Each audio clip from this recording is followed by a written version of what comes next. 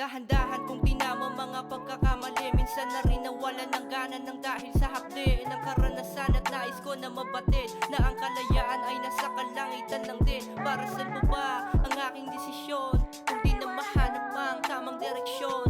Ang dedikasyon ay ang medikasyon. Binuklat ang aklat at palihim na kinikilala ko ang Diyos. Nais ko pang pagputihin dahil nawalan ng gana. Aking inspirasyon ay salita mo at paganga na nagbigay lakas loob upang mas lalong makilala ang mundong binuo. Meron palang saysay at pag-asa. Sinusulat ko na lang ang bawat kabanata. Naligaw sa saliw ng liwanag ng kumpiyansa. Kaya mas lalong umiinit ang tindig ng tadhana. Ito'y simbolo ng isang batang nangangarap makilala.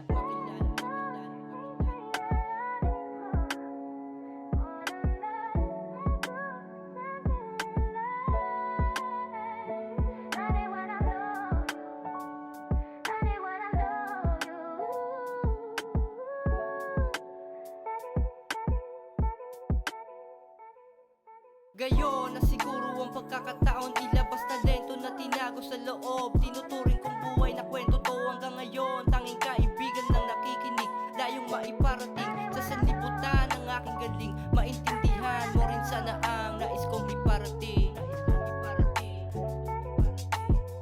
Yeah.